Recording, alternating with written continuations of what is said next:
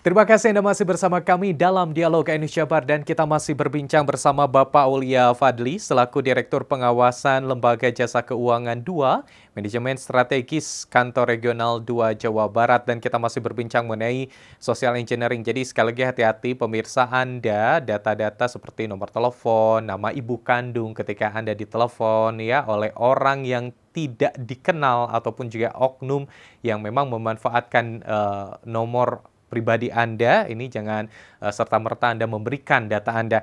Namun Pak Aulia, apa saja yang memang harus diantisipasi ataupun juga data apa yang tidak boleh mudah diberikan kepada seseorang? Misalnya tadi Pak Aulia sudah menyampaikan bahwa data ibu kandung. Apalagi yang biasanya harus kita jaga nih Pak? Ada beberapa.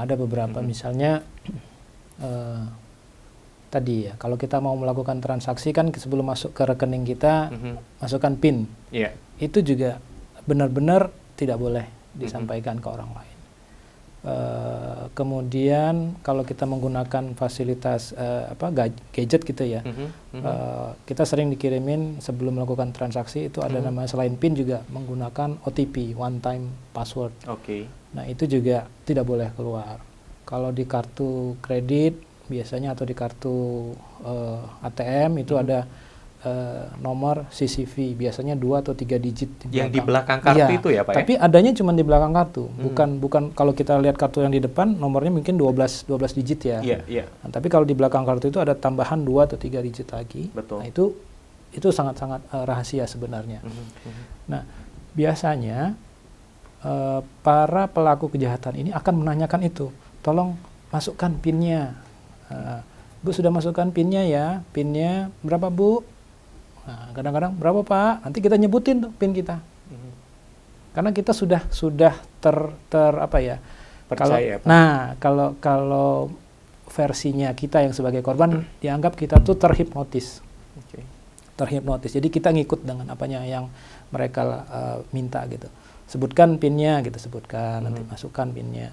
Nah, ini yang dipancing, memang digali sama mereka bahwa ini yang akan mereka minta. Nah, ini sudah jelas-jelas. Pokoknya setiap ada permintaan yang terkait dengan OTP, PIN, password, nama ibu kandung, itu sudah bisa dipastikan merupakan jebakan atau hal yang berupa begal rekening tadi istilahnya ya. Atau kalau sekarang mungkin social engineering tadi.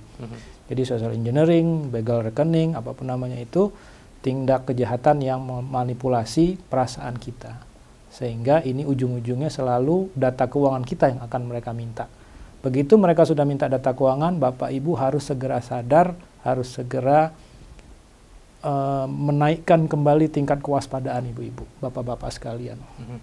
Oke, baik. Nah, terkait soal data ini juga sebetulnya pegawai perbankan sendiri tidak diperbolehkan untuk mendapatkan data itu secara langsung. Misalnya kalau kita mungkin datang ke bank karena tahapannya cukup panjang biasanya seperti itu nih Pak. Apalagi ini melalui telepon seperti itu, ini betul-betul harus diwaspadai ya Pak ya? Betul.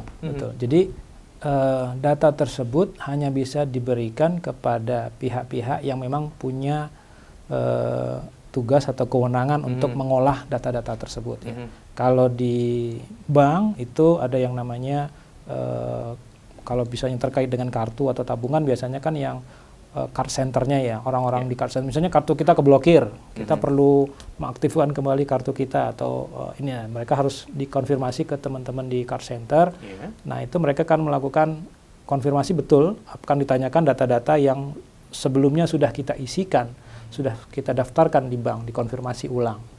Tapi itu karena kita yang melaporkan, jadi kita tahu bahwa itu adalah memang kepada lembaga yang resmi.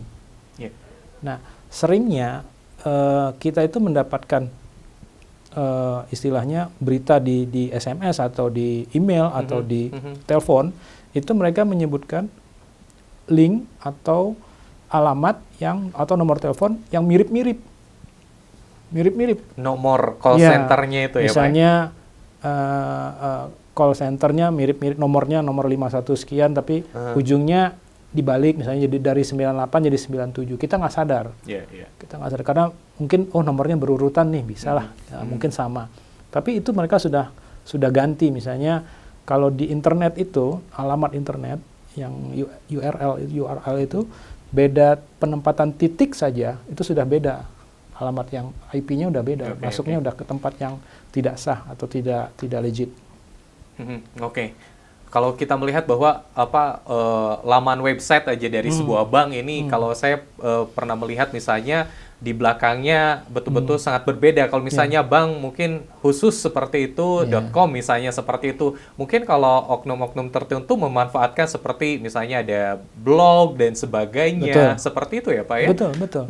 Jadi kalau misalnya kalau penulisan itu kan huruf I itu bisa diganti dengan angka 1. Nah kalau kita lagi misalnya sambil nyetir atau lagi di jalan lah, atau lagi di dalam kereta gitu ya, sedang melakukan hal kegiatan atau yang lain. Nah ini juga bisa menjadi salah satu yang menyebabkan kita itu salah. Karena apa? Kita lagi melakukan kegiatan yang lain, jadi tidak fokus. Begitu dapat berita yang menyebabkan kita secara fisiologis terganggu ya, tergugah lah perasaan kita, tergugah, happy ataupun sedih. Begitu disuruh coba klik link yang ini, kita udah nggak ngeliat lagi. Kalau Yahoo misalnya, yahoo.com harusnya kan, tapi Yahoo-nya itu di ujung bukan O tapi 0. Kadang-kadang kita nggak ngeliat, kita main klik misalnya, klik atau ujungnya misalnya PT Abadi, tapi I-nya itu diganti dengan huruf 1. Dengan angka 1 ya, dengan angka 1. Itu tetap masuk seolah-olah kita masuk ke bank abadi tersebut, tapi sudah bukan di bank abadi itu sebenarnya. Jadi, bahkan dengan tampilan yang sama. Iya, mereka bisa bikin. Jadi kita terbawa dan kan di situ ada kolomnya nanti, masukkan PIN, masukkan data segala macam. Itu langsung kerekam data-datanya sama mereka. Oke, jadi betul-betul sangat waspada, intinya tidak mudah memberikan data pribadi terutama terkait data perbankan kepada siapapun ya Pak ya, terkecuali memang Anda betul-betul lebih baik datang langsung ke banknya sendiri ya Pak ya, itu lebih sangat mudah. Tapi yang menarik sekali adalah soal begal rekening ini. Biasanya apa saja sih tawaran-tawaran yang paling banyak menjadi modus kepada para korban ini yang ditawarkan oleh para pelaku nih Pak? Tawaran seperti apa sih soal perbankan ini yang akhirnya korban ini tertarik nih Pak? Yang pertama biasanya tadi ya, penawaran peningkatan status nasabah. Dari sebelumnya nasabah biasa menjadi nasabah prioritas. Itu otomatis fasilitasnya bertambah, kemudahannya juga bertambah, dan ini cenderung dimanfaatkan orang gitu, untuk menggugah si nasabahnya untuk bisa ditarik dan memberikan data-data pribadinya. Atau disampaikan bahwa misalnya gini, rekening Anda terblokir. Nah, kan kita lagi naik, misalnya lagi di kereta atau kita lagi di pesawat, misalnya lagi di perjalanan gitu ya. Terus kita dikasih tahu, dapat berita bahwa rekening kita diblokir karena ini harap hubungi nomor sekian. Nah, nomor yang akan kita hubungi, diminta untuk menghubungi itu mirip dengan nomor call centernya si bank atau tempat kita menyimpan tadi. Itu sudah dialihkan ke nomor yang lain, seolah-olah kita telepon ke banknya gitu. Ini juga menjadi modus mereka. Jadi memberikan fasilitas tambahan atau pengenaan biaya tambahan misalnya. Rekening Bapak diblokir, kalau mau ini ada biaya tambahan sekian, harap hubungi segera. Kalau enggak nanti rekeningnya bisa hilang datanya segala macam. Nah, itu kan membuat kita panik gitu. Kalau kita dibilang dana kita diblokir dan kalau kita tidak segera menghubungi banknya bisa dicairkan, bisa hilang uang kita yang di situ. Itu tanpa pikir panjang kita langsung harus nelpon segera, gini harus diselesaikan segera. Ini yang menjadi permasalahan juga, karena kita menjadi kurang aware dengan situasi.